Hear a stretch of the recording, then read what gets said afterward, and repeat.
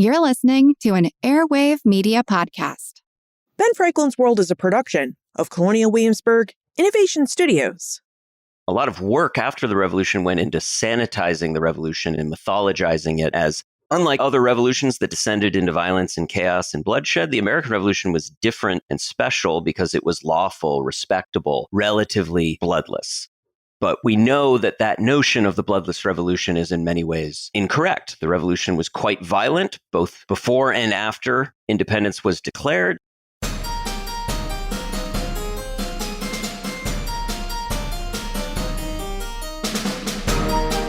Hello, and welcome to episode 393 of Ben Franklin's World, the podcast dedicated to helping you learn more about how the people and events of our early American past have shaped the present-day world we live in.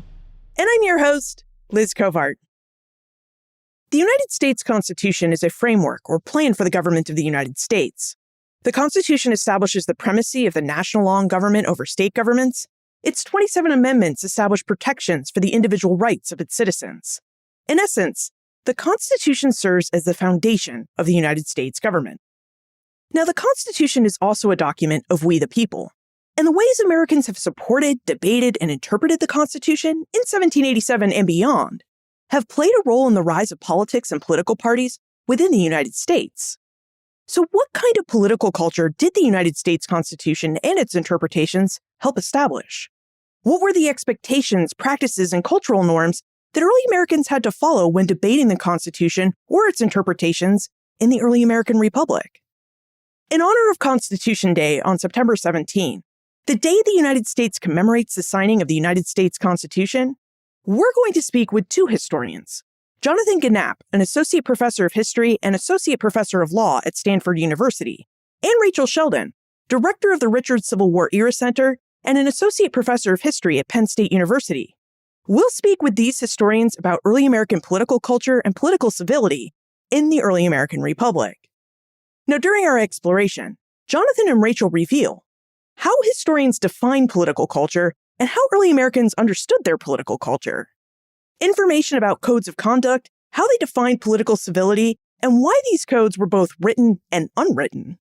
And details about how early Americans acted politically and civically in the early American Republic, and how their participation might inform ways to reignite political participation within the United States today.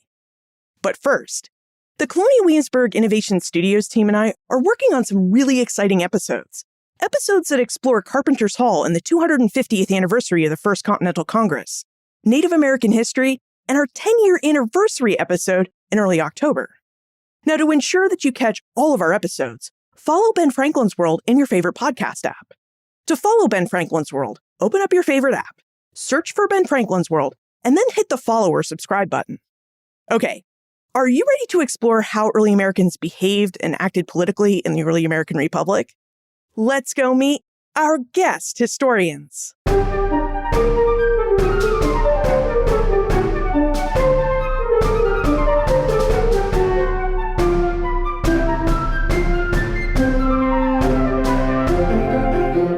Today we have two guests. Jonathan Gienapp is an associate professor of history and associate professor of law at Stanford University. His research focuses on the constitutional, political, legal, and intellectual history of the United States, especially early American debates about constitutionalism, which is the topic of his book, The Second Creation: Fixing the American Constitution in the Founding Era. He is also hard at work writing a new book about the history of the Constitution's preamble, tentatively titled, We the People of the United States: The Struggle Over Popular Sovereignty and Nationhood. Our second guest is Rachel Shelden, an associate professor of history and the director of the Richard Civil War Era Center at Penn State University. She's a scholar of political, constitutional, and legal history, with a particular focus on the 19th century. You may remember Rachel from episode 78, where we spoke with her about her first book, Washington Brotherhood: Politics, Social Life, and the Coming of the Civil War, which explores the social and political lives of congressmen in Washington, D.C. during the 1840s and 1850s. Presently, Rachel is working on a new book called The Political Supreme Court, which examines the political world of the United States Supreme Court justices during the 19th century. Welcome to Ben Franklin's World, Jonathan Gienapp and Rachel Shelden. Thank you for having us. Thanks so much for having us, Liz. So I think we should start our conversation by talking about what we mean by political culture and civility in the early American Republic. So Jonathan, you study the early American Republic. Rachel, you study the later early American Republic. Would you tell us how you define these terms and about the different ways that you study political culture and political civility in early America? Sure. Political culture, as I see it, is the way that politics is practiced in a given time and place. So there are formal political institutions and procedures that structure political life. How many houses of the legislature are there? Who votes? How do people get into office? But there's also sort of set of unwritten, habituated norms or attitudes that animate the way politics is actually practiced within that general structure. Think sort of the sets of values, assumptions, customs that compel people to behave a certain way because they're trying to conform to certain expectations, but also allow others to police their behavior, to kind of note ways in which they've breached protocol. But in addition to this, I think it's not just codes or norms of conduct or particular kinds of practices. It's also a description of what really animates a political system. It describes the sort of field of meaning against which political actors behave. So human beings are symbolic creatures. We invest our surrounding in meaning and react to that. So at any given time and place, certain sets of things are politically potent and meaningful, out of which politicians tell stories, as they always do, about who the good guys are, who the bad guys are, why you ought to be loyal to them. And political culture is, in my mind, among other things, a study of that field of symbolic meaning. It's kind of reservoir, the web of connected symbols out of which people put together potent political statements, platforms from which ideologies draw. I would say something very similar, that it's sort of the unspoken norms or practices or ideas that animate people in the past. I think it's sort of the general language in which people operate that is very hard to identify because nobody is going to tell you what it is. It's so obvious to everyone who's operating in it that it would not be worth writing down. Because why would you write down something that is so obvious to everybody who is operating in it? Which makes it very hard to study, because you're not going to get someone writing it down and telling you what it is. As a result, you sort of have to immerse yourself in the language of it. You have to try to figure out what it is that they're up to. So it can look very similar to things that we do today, but actually mean something very different to people in the past. I think about this from the perspective of, say, what it was like to vote in the 19th century, what it was like to go to the polls to vote. And so today we have certain kinds of voting practices that you go and it's a very formal process and it feels very formal if you go to the voting booth.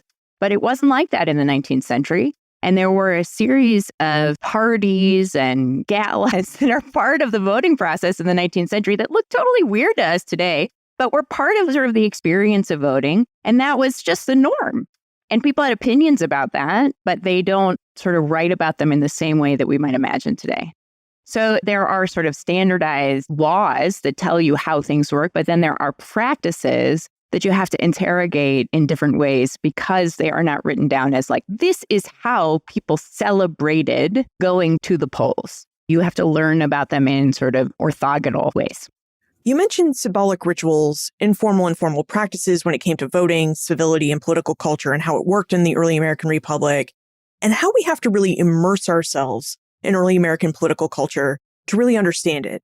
Because the political culture, those sets of practices and norms about how people behave politically, was so common to people that they didn't write it down. So they don't say, this is our political culture, and we're writing it down for you people in the future. So what we historians really have to do is work with historical sources that early Americans did leave behind, the words and the objects they left behind, so that we can try and experience this aspect of early American culture to better understand it. So Jonathan and Rachel, how did early Americans establish these unwritten rules and symbols that came to define their political culture? And how did these unwritten rules and symbols inform how early Americans should act and behave in appropriate political ways? It's a complex question because different people were trying to accomplish different things.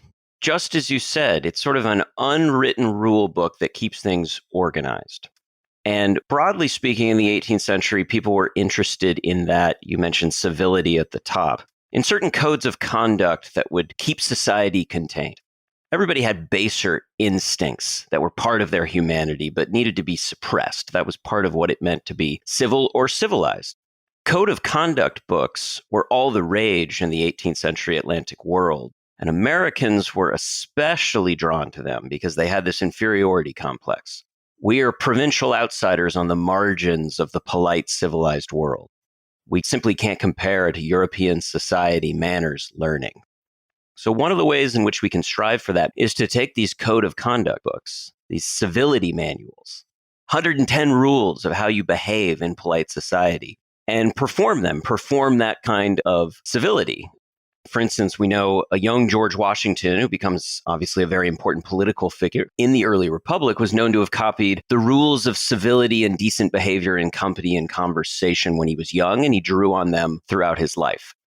There were a lot of books like this. Joseph Addison and Richard Steele's daily The Spectator was read by James Madison and Benjamin Franklin and others. People were very interested in what differentiated civil behavior from uncivil behavior.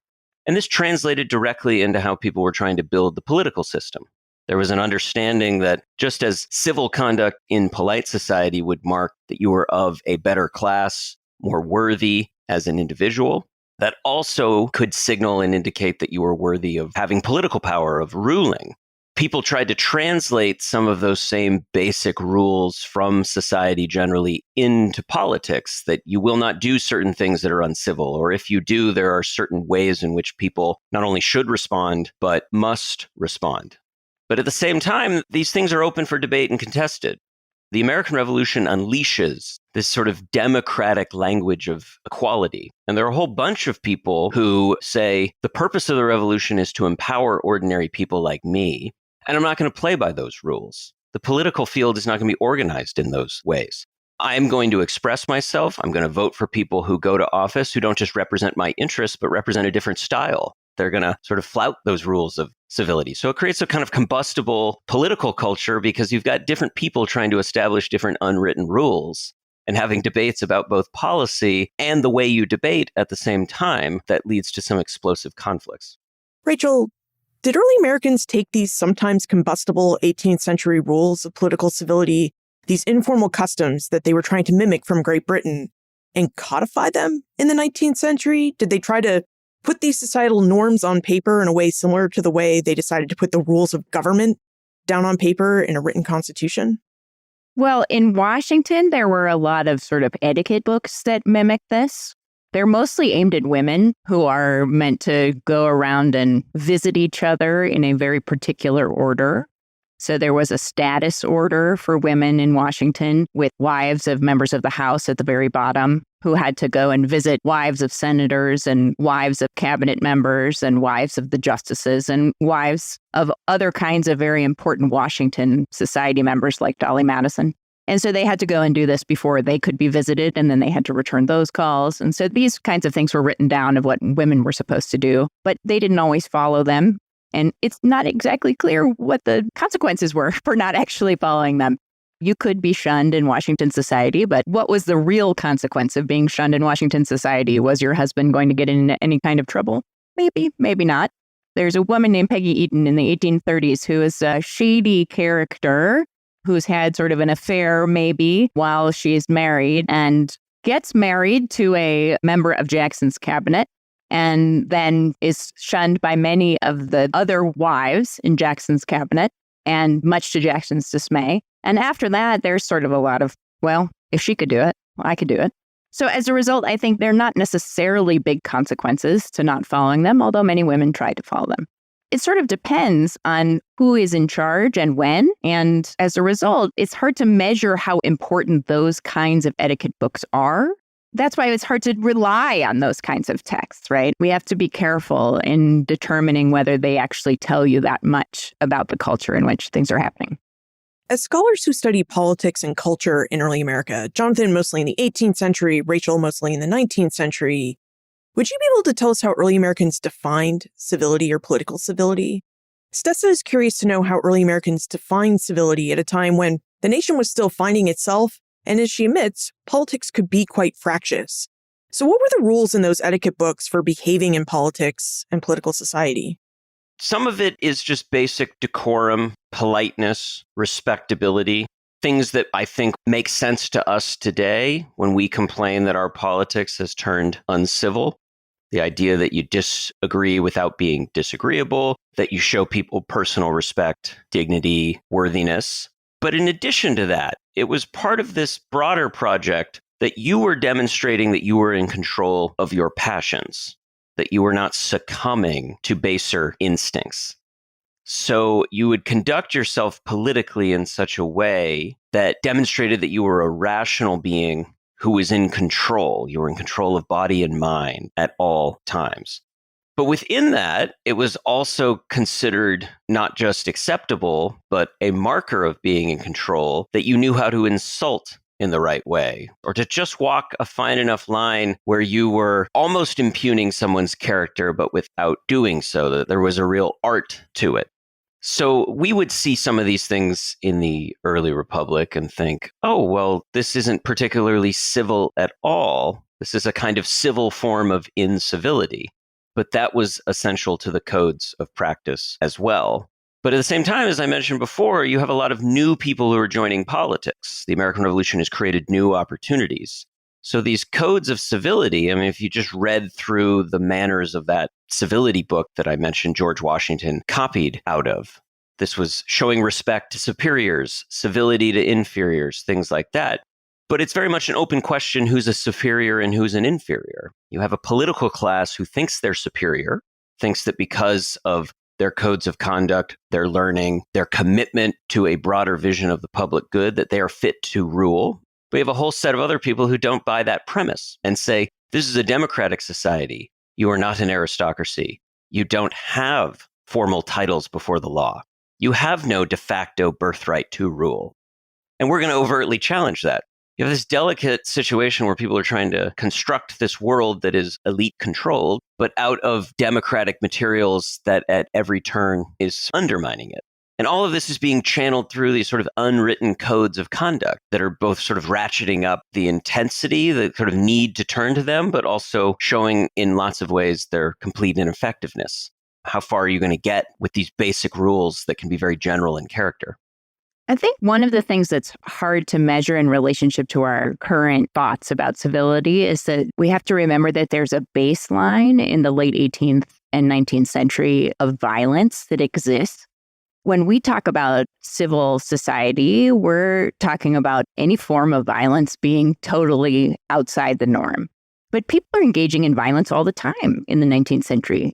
And when they're arguing with each other, even the people who we expect to be the most civil, they are constantly engaging in violent behavior. I mean, they're throwing bricks at each other. They're slapping each other. They're doing this all the time. And these are the politicians. These are people on the street. These are people everywhere in America. So we're not dealing with a baseline of nonviolent behavior. And as a result of that, when we're talking about civility, we're talking about that at a level that is above just sort of a baseline of nonviolent behavior. Everyone is violent in the 19th century. Everyone is engaging in violent behavior. All congressmen are engaging in violent behavior. This is like just part of their experience. If you read the records of Congress in the early 19th century all the way up through the Civil War, people are hitting each other all the time, throwing things at each other all the time. And this is well expected. It's not just sort of horrifying to people. It's just part of the experience. When you're thinking about civility, you have to think about it as separate from sort of our modern understanding of what is civil behavior. I'm curious about this idea that you've both talked about, which is the etiquette of uncivil behavior, or the ways that one could essentially be civilly uncivil towards each other in a political realm. Now, there does seem to have been an appropriate way to disagree with someone or to offer a political dig in the late 18th and 19th centuries and still seem to have been a civil person rather than an argumentative person. And if we think about Joanne Freeman's work, right, her books Affairs of Honor and Field of Blood, where she specifically explores the violence of early American political actors and specifically congressmen towards one another, then we come up with these well-known examples of the political violence, that baseline violence that you were talking about, Rachel, like the duel between Alexander Hamilton and Aaron Burr in 1804, and quite famously, Congressman Preston Brooks's beating of Senator Charles Sumner on the Senate floor in 1856. So I wonder if you would both expand on the appropriate ways that early American political actors were able to act and disagree uncivilly in such a way that their fellow early Americans still perceived them as being civil political actors in these early periods. So one of the things that happens in Congress, for example, is that people get into fights all the time. And part of the reason for this is that it is well accepted and desired by constituents. It's a performative process. The Congressional Globe, which is the main record of Congress in the antebellum period, the period before the Civil War, records these things that people read about these fights in Congress and these debates in Congress. And they expect to see their congressmen sticking up for them, sticking up for their ideas. And so they want to see their congressmen being a little violent, being a little pushy about their opinions. And it could be a really useful thing to do, to start a fight with somebody if you wanted to keep your seat in Congress. This happens a lot. And it also happens that people will get into arguments and then they will decide, well, maybe I shouldn't have gotten into this argument. And I'm going to correct the record so that people don't know that I got into this argument. So there are ways in which people engage in deciding what kind of civil behavior should exist in the record based on their conversations, both with their constituents and also with each other. Even the caning of Charles Sumner, that's an extreme example, but it's also an example in which there are lots of congressmen who expect this kind of behavior. They expect that there is going to be this kind of violence on the floor of the House and Senate. And several of them sort of think, well, okay, moving on to the next one after it's over. Certainly Charles Sumner doesn't feel that way. After several of the congressmen who are Republicans and senators who are Republicans are like, okay, we're moving on from this. We're still going to engage with our fellow Southerners. We're going to engage in some of the same kind of serious rhetoric. Of course, Preston Brooks, after the caning of Charles Sumner, is loved by his constituents. So this is one way that you could get support from back home. This is not considered uncivil among your constituents. This is considered part of your job to engage in this kind of behavior. In the early republic, when the so-called founding generation is building the United States and its political institutions, many of them would be shocked and appalled by some of the things Rachel just described so well, that the political world had turned into that. But that doesn't mean, as she said correctly, that they were trying to keep violence out of politics. Politics often turned violent. As you mentioned, there were a lot of duels, such as the one between Alexander Hamilton and Aaron Burr. What codes of conduct and civility was supposed to do was separate honorable, civil, gentlemanly way of engaging in violence and ungentlemanly, uncivil ways of engaging in violence that was not like a formal duel that followed a set of rituals, but was brawling in public. But again, the political culture was a competition over what kind of political culture it would be. So we see this clearly, I think, in a wonderful episode that's always fun to teach in 1798, when the competing kinds of politics and political personalities clash in a very direct way in the House of Representatives, when Matthew Lyon and Roger Griswold of Vermont and Connecticut, respectively, end up brawling on the floor of Congress. So Matthew Lyon is right out of central casting, one of these new men. He's Irish-born, he's rough-hewn, and he wears this as a badge of honor. He thinks the American Revolution, its essential aim was to create a kind of egalitarian politics that gave people like him, the common man, as he himself put it, a voice in politics and a chance to express that stylistically.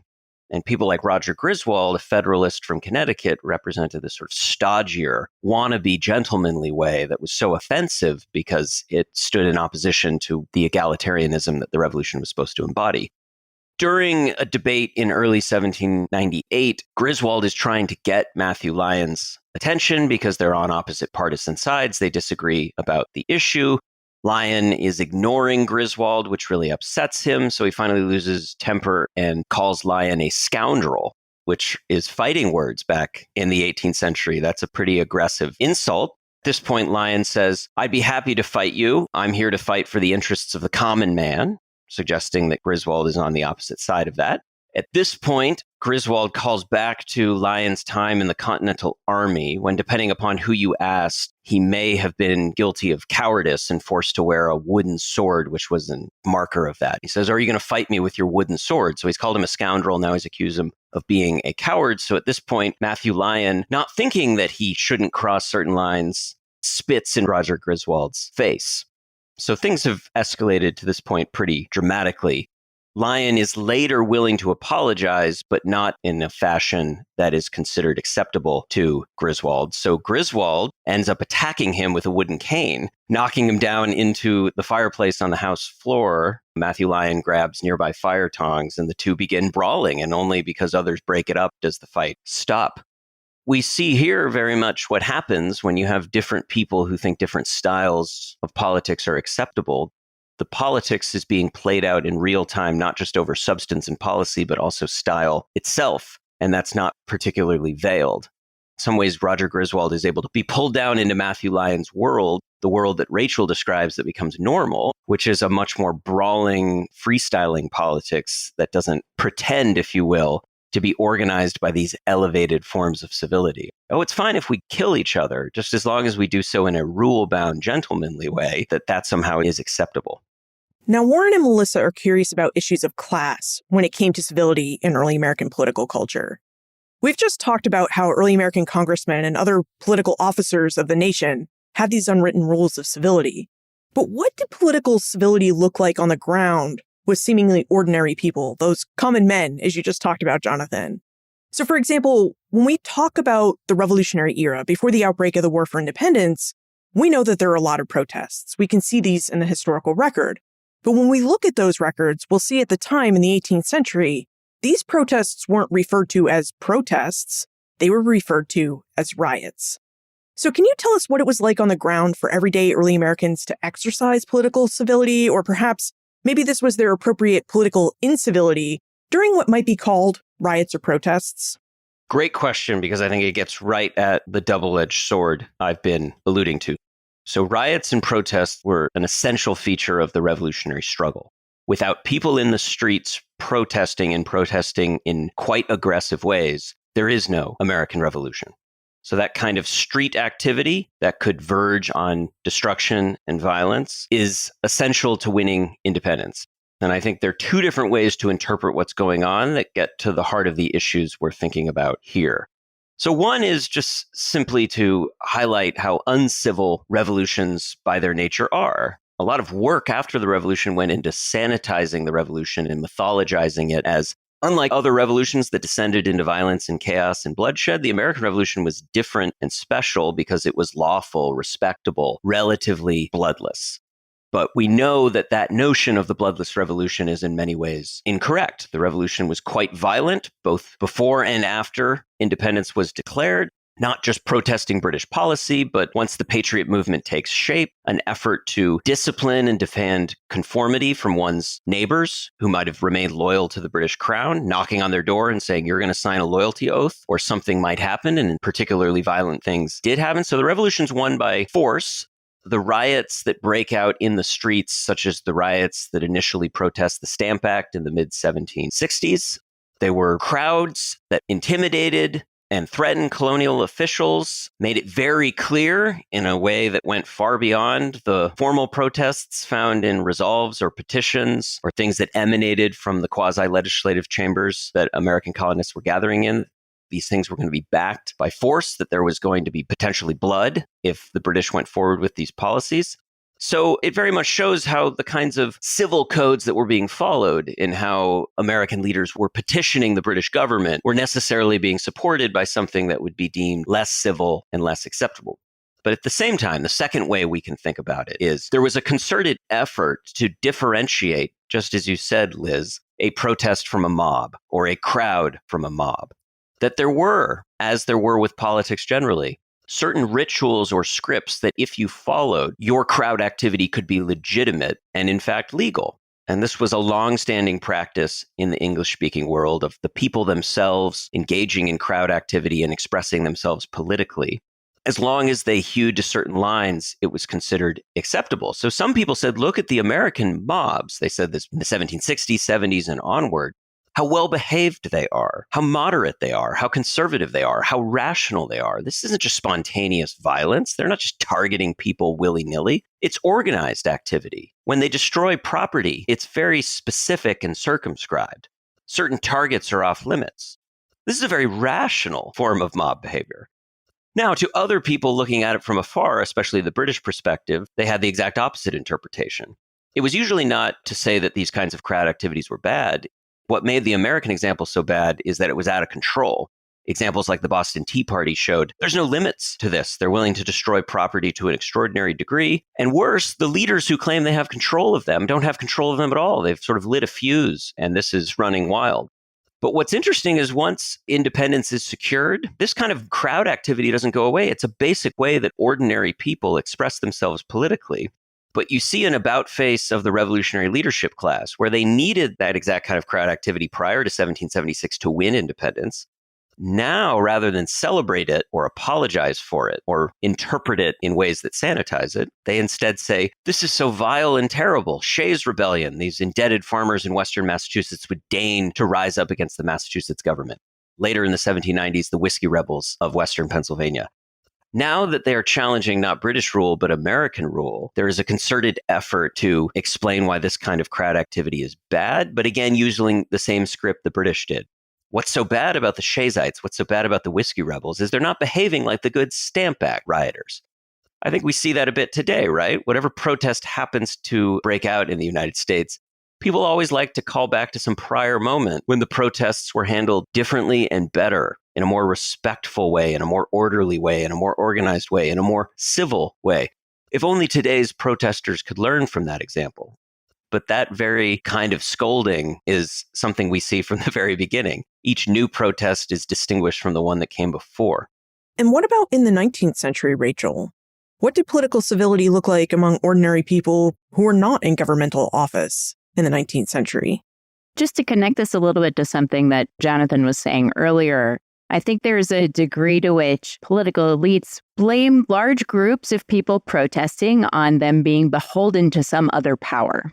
Like in the 1850s, when you have a large group of Catholics who are unhappy with, for example, laws that are preventing them from teaching in public schools, anything that is going to smell of Catholic teachings, they say that they're beholden to the Pope power and that the Pope is controlling them.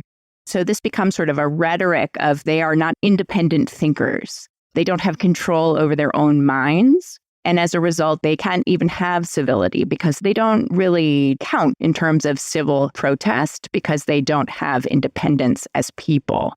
There's not real interest in thinking about them as actual players or people that have citizenship in the United States or a legitimacy to any kind of protest. And that's the kind of rhetoric that a lot of political elites use with almost anyone they think is behaving inappropriately. You know, abolitionists, they treat that way. And then Northerners use the same kinds of accusations against slaveholders when they refer to slaveholders and their activities as the slave power. So the idea of being an independent person is really central to having the ability to have civility in politics. And that's the way that it's weaponized against large groups of people. Now, Rachel, when we first spoke in episode 78 about your book, Washington's Brotherhood, you told us a lot about boarding houses and the impact that living arrangements had on the ability of congressmen to get along. So would you help us remember how the fact that congressmen lived side by side together in boarding houses during the 19th century impacted early American ideas of civility?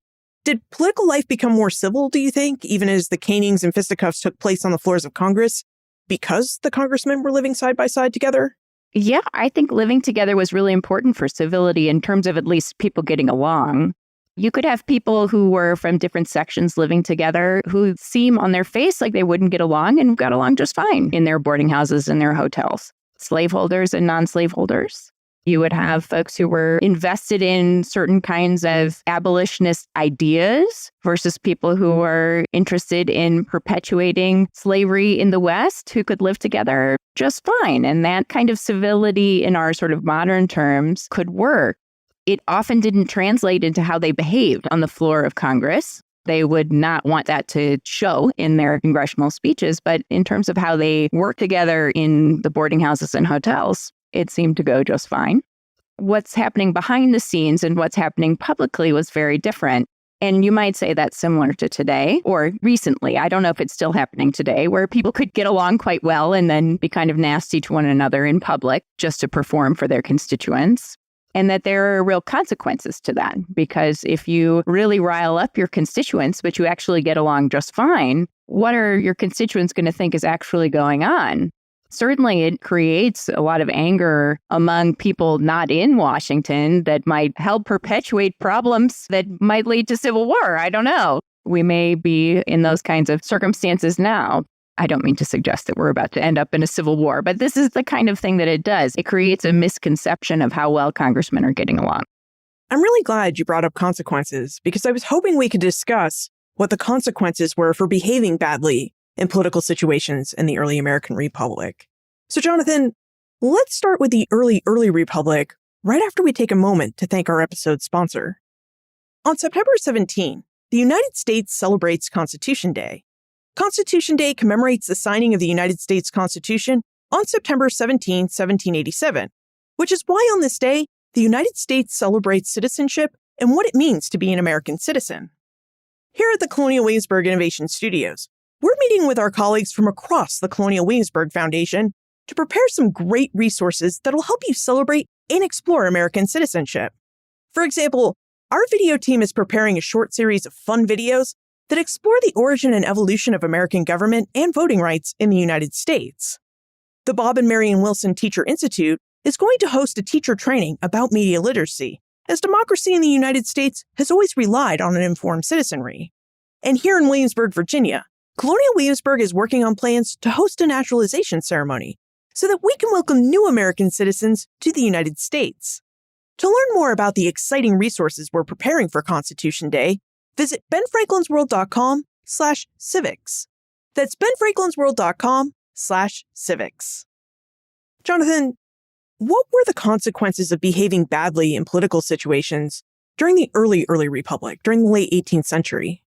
Certainly, a lot of people who were in politics wished there were. So people who were clinging to an elite style of politics that will somehow fit seamlessly into this emerging democratic world in which people have more of a voice and more of a power base than they have before is creating problems, because if you point to an unwritten code of conduct and say, you can't do that, that violates some protocol, what do you do when other people shrug their shoulders and say they don't care? Or what if you assume that everything's going to be held together by one sense of their own honor?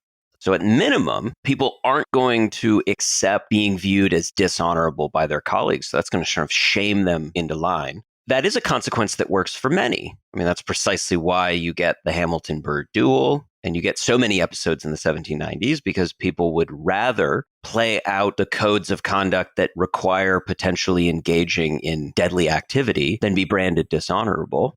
But there are lots of people who are willing to make it clear that they're going to play by a different set of rules. And the whole reason that they're in the political system is to do that. The Sedition Act that was passed by the Federalist-controlled Congress in the late 1790s was an effort to try to clamp down on this exploding world of partisan print that was not only giving so many political outsiders a voice. So we can think of this as early versions of social media, right? What happens when suddenly more people can join the conversation than ever before?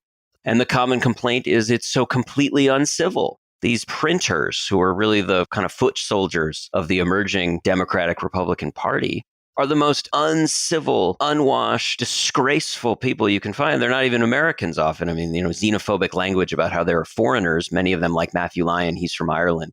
So the Sedition Act basically makes it a crime to engage in false or malicious commentary on the government, particularly the president. And Matthew Lyon himself, who is a printer, ends up in jail, prosecuted under the Sedition Act. He's the only person in American history who successfully is elected to Congress from jail. So we're seeing here their consequences. There's a real effort to enforce certain codes of civility and send Matthew Lyon to jail. But he's not backing down. He's not changing course. He doesn't care about some of these codes, and he's able to win re-election. So there are ways in which there are no consequences. So you can see it both ways. There's a desperate attempt to police these things, but the fragility of it all, which is itself mirrors the fragility of this elite-controlled political system itself, points in some ways to what Rachel underscored earlier, that one way to look at it is there are no consequences. This is people just desperately grasping at whatever they can, based on a recognition that they can't actually make anybody do anything. Norms are norms until they're broken. We've seen a lot of that in the 21st century, and this was true in the 19th century too. Until we decide that we don't want to follow them anymore, we can have these norms. But as soon as we stop abiding by them, they're no longer norms.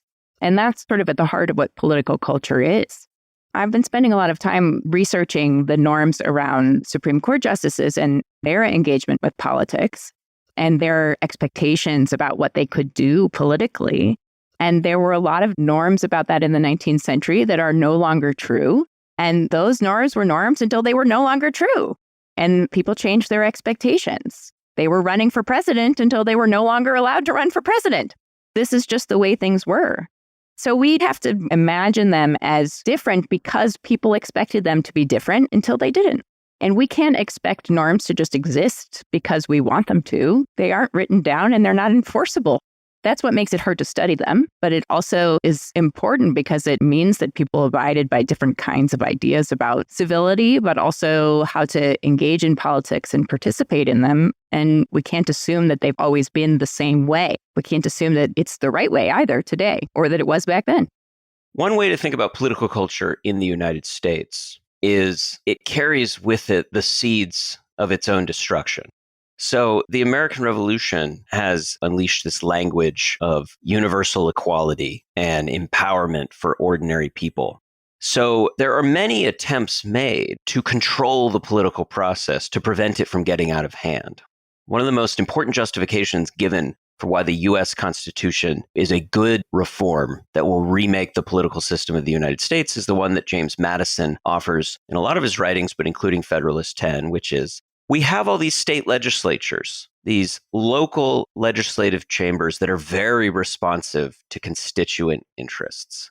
And what that tends to promote is a narrow-minded, self-interested, empty form of politics in which nobody is being a statesman.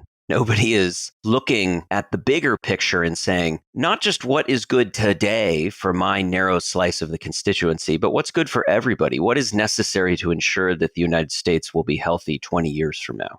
So the hope was that the Constitution, by creating a more powerful centralized government that was less representative in character in certain respects, would in turn be representative of the better kinds of things in people. So by having larger electoral districts, for somebody to win a seat in Congress, they would have to be more like James Madison. They would have to be a respectable statesman who lived up to a certain standard. But what's interesting is when James Madison shows up in the first Congress, which is gavelled into session in April of 1789, he's not terribly impressed by the people he finds there. He maybe thinks they're a step up from the cesspool that was the Virginia House of Delegates that so infuriated him. But he's struck by the limited caliber of the people, and he's uncertain if this elaborate political system, which is supposed to be filtering the talented statesmen upward, is actually going to do that. And really the story from 1789 on is, from a certain perspective, of tragic irony. People keep hoping that it will be a certain way, but precisely because baked into the very politics that they're trying to control are the seeds that unravel that, their expectations are always subverted, and they have to live in a different world, a more fallen world from a certain perspective than the one they would like. So the effort to entrench norms that at any given point can be blown up, and it takes much longer to entrench them than it does to destroy them. We see that today. It can take decades to make a norm real. It can take 2 weeks to destroy it forever. That's the constant story of early Republican politics. So you can't do things that way. Why not? The way I'm behaving is consistent with the American Revolution and the ideals of this country. Who are you to tell me otherwise? You can't lecture me. You're no better than me. That's a vicious cycle that will constantly lead to a place that a lot of leaders don't want it to. Rachel, you mentioned the Supreme Court and how you're working on a new book called The Political Supreme Court. And thanks to John Marshall, we know that if any branch of the early American government had a reputation for being civil, that branch was the Supreme Court. So Rachel, just how civil was the early Supreme Court in the 19th century? Certainly it attracted people who were elite in the way that we've been talking about, but they were just as engaged in politics as anyone else. Almost all of them came from former political positions that we would think about as political positions, but also from other kinds of positions that were deeply political at the time. Many of them had been newspaper editors, which we don't imagine as political positions today, but were deeply political in the 19th century. Newspapers were run by partisans from the very earliest years of the nation, but especially in the 19th century. And so they had been involved in all kinds of newspaper activities, and some of them stayed involved in newspaper activities once they got on the bench. They ran for office. They worked on political campaigns. They wrote legislation. One of them was actually elected to local office while he was a member of the Supreme Court and stayed on the Supreme Court while he was in local office. So there were lots of examples of this. And their participation in politics was mostly well accepted in the 19th century, which tells you a little bit about how engaged people were in politics in this period, which is something that I think is really important to understanding the political culture. We haven't talked much about the average American, not just a working class person, but African Americans, women. This was a period in which everybody cared about politics and was engaged in very serious ways, petitioning in formal ways like petitioning, in writing for newspapers, but in all kinds of other ways, having conversations about politics at their kitchen table, constant engagement with the future of the nation. So it was not unusual for a Supreme Court justice to be so engaged in concerns about the future that were political. So their political culture was much more about the future as a political problem, not just a legal problem, the way we would imagine it today. So what kinds of lessons do you think we can draw for our own present age from these earlier periods, their political cultures, and ideas about political civility? Rachel, you just mentioned that everybody in the 19th century was really interested in politics. And while I'm sure there were a few exceptions in that generalization, there really was a great quantifiable interest in politics, with voter participation peaking at over 80% of eligible voters in some presidential elections between the 1840s and 1880s. But if you look at voter participation in presidential elections today, since the 1970s, you'll find that participation hovers between 50 and a bit over 60%. So do either of you see any through lines in our discussion today that can help us make better sense of our own modern political culture? Building off of what Rachel just talked about and what your question's alluding to, Liz, politics was understood much more capaciously in the early United States. So Rachel mentioned petitioning, which is not something that makes much sense to us. We know what a petition is, but we don't spend a lot of our time petitioning state legislatures and Congress. But this was the paradigmatic activity, especially among those less elite white men, free African Americans, women, Native Americans who were shut out from formal political power. This was a way in which they constantly engaged. The number of petitions sent to Congress beginning in 1789 was remarkable. People organized and they inundated legislatures with petitions, made themselves be heard. And while by a certain metric, they weren't terribly successful, by other metrics, they were quite successful at compelling people to acknowledge and respond to them. But that points to a broader lesson in general, that we take for granted what it means to be part of a democracy. We often fetishize a single activity within that democracy, which is very important, and people have died to earn that right, which is the right to vote. But people in the early United States would find it very strange to think that you were a democratic citizen once every 2 or 4 years when you engage in that kind of activity. Everything that happens around Election Day was a central feature of political culture. So part of what makes political culture challenging but exciting to study in the early United States is all of these things that don't seem political, not only were political, but were the essence, the marrow of politics. So there's the famous episode of the people of Cheshire, Massachusetts, making this giant mammoth cheese for Thomas Jefferson. And from our eyes, this can just seem quaint, silly, funny, but we need to take it very seriously as garden variety political activism and expression, because that's exactly what it was. It was part of this wider festive world of politics out of doors that was much more participatory in nature. A lot of people who lacked the right to vote participated in these forms of political expression, parades, festivals, toasts, and thought that the content of those activities, again, what we might think of now as something different from politics, leisure time, features of civil society. No, they were overtly political and considered importantly political. When people were coming to the realization there were going to be political parties in the United States and they needed to figure out how to mobilize the public, it was these sorts of scripts they turned to, these sorts of activities that they tapped into. It was a way to activate the electorate to ensure that Election Day would go a certain way precisely because that was the end of the process. So today, I think we can indict our political culture generally by highlighting the ways in which people have circumscribed and limited political behavior and as a result, taken a pass on politics and checked out from it.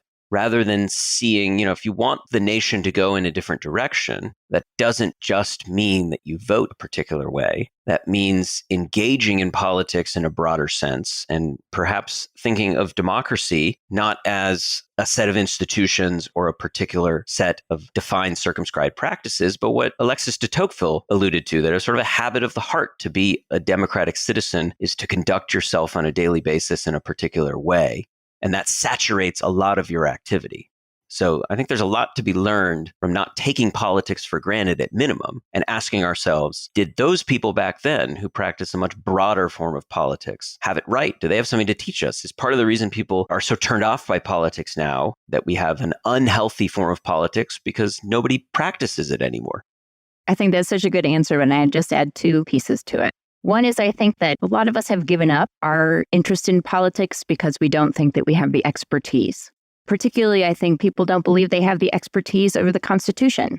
And people in the 19th century and late 18th century believed that they could engage in questions of constitutionalism in ways that we no longer talk about. We don't talk about the Constitution anymore. That's the purview of the Supreme Court. We don't get to engage in that. And people in the 19th century would have thought that was crazy. Politics were about the future of the Constitution. So if we could actually start to talk about that again, maybe we would engage more in politics. And the other thing I would say that 19th century, at least before the Civil War, but really at least 25 years after the Civil War, people in the 19th century understood is the fragility of democracy. And they were worried all the time about what would happen if the democratic experiment failed. And so it felt like life or death to participate in politics. It felt like the world would collapse, truly the world, not just the United States. And so it felt so important to be engaged in politics. And it can feel easy, like nothing will happen if I don't vote, if I don't pay attention to what's going on, if I don't turn out for a board meeting or a local conversation about something involved in my community. But at that time, it did feel like life or death. So I think that can be one way to think about it, is that democracy is fragile and people in the 19th century understood that. So that's the main concern that they had that I think we've lost in the 21st century. Let's move into the time warp. This is a fun segment of the show where we ask you a hypothetical history question about what might have happened if something had occurred differently or if someone had acted differently.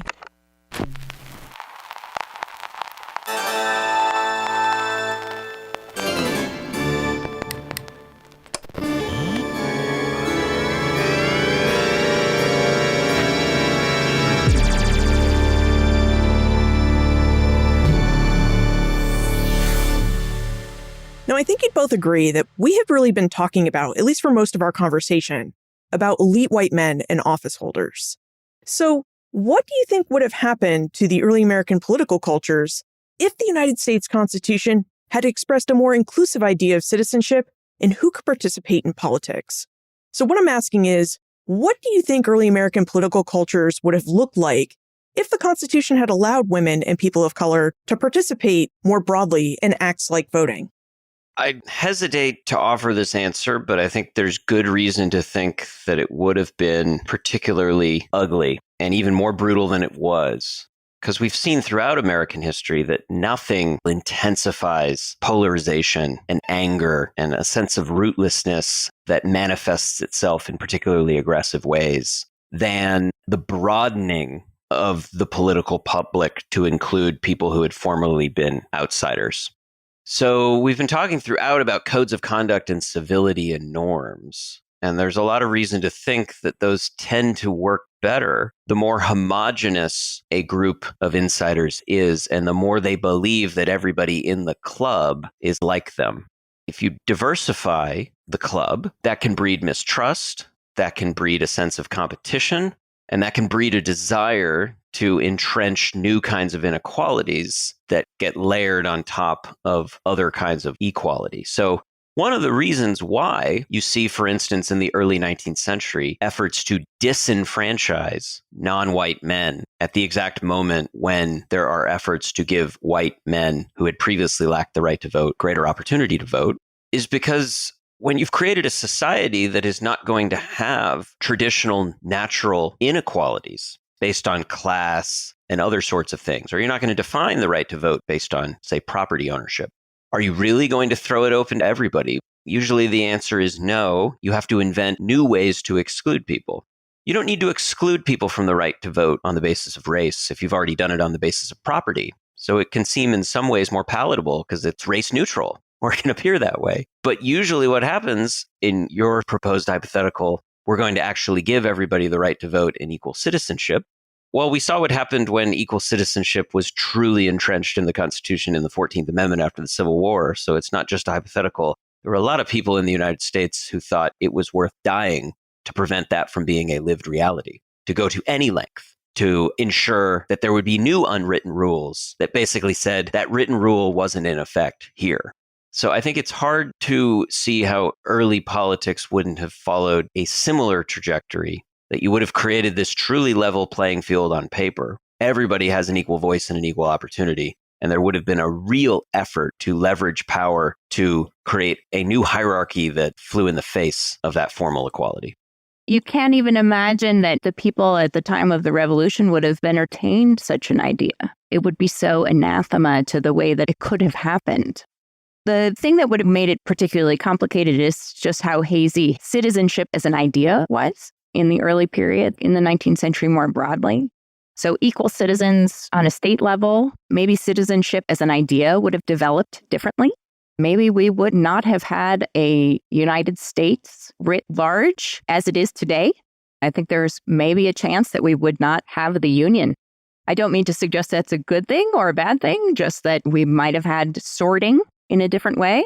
States that were more accepting of that kind of thing and states that weren't, and then a breaking up of the Union because of the kinds of things that Jonathan is talking about. Very hard for me to imagine how that would have worked with such an enormous expected backlash and a union that was so fragile to begin with. I mean, there were so many times in early America where there was a possibility that the union would not survive. It was not just the Civil War.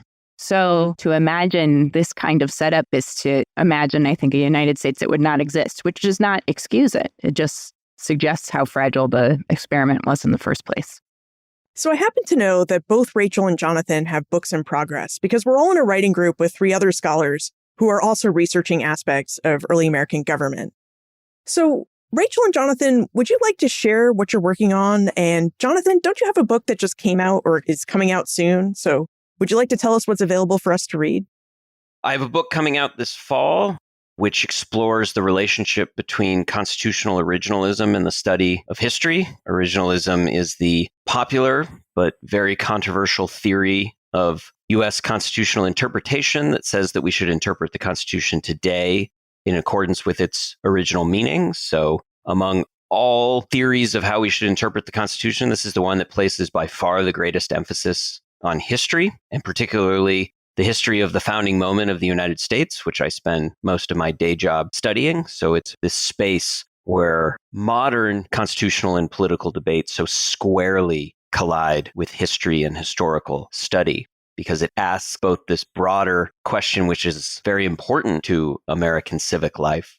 To what extent should we be beholden to the things that came before? What should we take from history, learn from history? This is not just history as a form of edification that we scholars or readers or citizens might turn to, but a kind of legal command that how things work here is based on figuring out what they stipulated back then. But it also raises methodological questions that are at the heart of history. Everything Rachel and I have been talking about on this episode is how do you recapture on its own terms a world that is now gone? That's what historians spend all their time trying to figure out. How do we understand the past in an accurate way where we're not filtering it through modern bias and prejudice and assumptions? We're actually getting as close as we can to the way it worked back then. And the theory of constitutional originalism is a particularly potent way of framing that question, which has long intrigued me. How do we understand what the Constitution originally meant? To understand what the written Constitution said, how much of this unwritten culture do you need to understand what they understood? So the book is a meditation on those general themes. Rachel, what about your forthcoming book, The Political Supreme Court? My book is going to come out in 2026 with the University of North Carolina Press, and it is about the political activities and political culture of Supreme Court justices in the 19th century. It looks at how they engaged with politics, the way they thought about politics, and the relationship that the Supreme Court had to politics more broadly. So I show that the Supreme Court was thought of as part of the political system, not just part of the legal system, in particular by tracing its relationship to circuit riding, especially how the justices spent most of their time in circuit courts. They did not just serve as Supreme Court justices, they also had to serve as circuit court judges for most of the 19th century. And doing that brought them really close to the people, mostly elites in the states, but more the people than they are today. And it also made them more representative than we think of the justices today. They were selected from specific regions in the country that the circuits were divided into. And as a result, they were really engaging in sort of a politics of representation when they were on the Supreme Court. They came from political spaces and they continued in those political activities once they got on the Supreme Court. And we lost that culture of the Supreme Court. Not entirely, of course. Politics and the Supreme Court still operate together to some degree, but at least our expectations for what the Supreme Court should be and how it should operate has changed quite a bit. And the story of that is the story of my book, how we end up getting there at the end of the 19th century, beginning of the 20th century. So I am working on it and I am looking forward to finishing it up. We always have more questions. So where's the best place for us to follow your work and get in contact with you? Please feel free to email me. You can find my faculty webpage if you Google me through the Stanford History Department website. Happy to answer any and all questions that listeners might have about early American political culture, the first Congresses, what have you. This is great stuff, so happy to chat about it at greater length.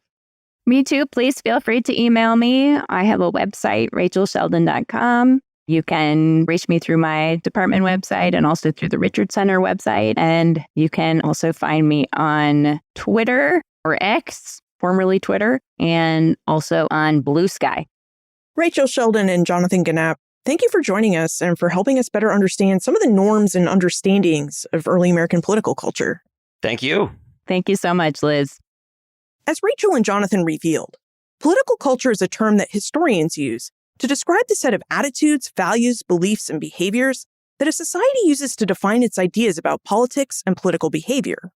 In the early American Republic, early Americans saw their political culture as a set of formal institutions, written and unwritten behaviors and rules, and symbolic meaning that set the boundaries for how people should interact with their government, the Constitution, and engage with politics.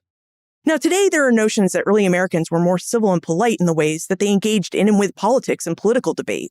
However, the research done by Jonathan and Rachel and other scholars reflects a complex interplay between the ideas of how early Americans should have behaved to engage in civil and polite political debates and how early Americans' desires for their representatives to uphold and fight for their political positions led to honorable forms of violence.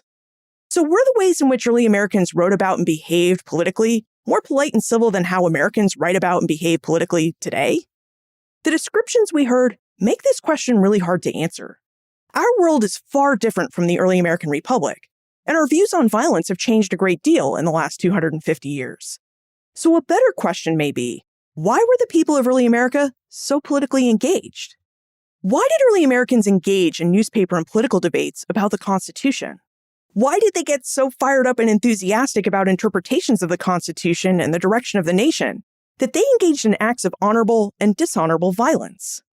And what made everyday early Americans so confident in their knowledge about the Constitution that they felt empowered to discuss, debate, and petition their local communities, states, representatives, senators, judges, and presidents about the nature of the Constitution, the union it created, and their constitutional rights and liberties? Finding and thinking about answers to these questions may help us reignite our general interest in our government and our enthusiasm for ensuring our nation and democracy continue on in the directions we think they should. Plus, thinking about answers to these questions may also help us find a new sense of empowerment when it comes to being civically engaged and knowing that we, the people, have the power and expertise in the Constitution, our Constitution, to debate its shape and contents and influence the politics and political direction of our nation in big ways. You'll find more information about Jonathan and Rachel, their books, plus notes, links, and a transcript for everything we talked about today, all on the show notes page. BenFranklinsWorld.com/393. 3. Friends tell friends about their favorite podcasts. And as we have a lot of exciting episodes coming up, please be a good friend and tell your friends and family about Ben Franklin's World. The Colonial Williamsburg Innovation Studios team has videos, web articles, and more podcast episodes to help you celebrate Constitution Day and think more about the origins of the American government and democracy. To explore these resources, visit benfranklinsworld.com/civics. Production assistance for this podcast come from my colleagues at Colonial Williamsburg Innovation Studios: Jordan Hammond, Ashley Bachnight, Derek Lickback, and Morgan McCullough. Breakmaster Cylinder composed our custom theme music. This podcast is part of the Airwave Media Podcast Network. To discover and listen to their other podcasts, visit airwavemedia.com. Finally, what do you think about the idea raised by Jonathan and Rachel that one of the reasons early Americans were so engaged in constitutional discussions and politics is that they had experienced the fragility of the American Union and nation? It has me thinking, and I'm curious what you think about this experience as a possible reason for why early Americans were so engaged in politics and constitutional thought. I'm also curious if you think that this inexperience that we have with the fragility of the Union is one reason that our present-day culture doesn't seem to be as engaged with politics or the Constitution. So let me know what you think. Liz at benfranklinsworld.com. Ben Franklin's World is a production of Colonial Williamsburg Innovation Studios.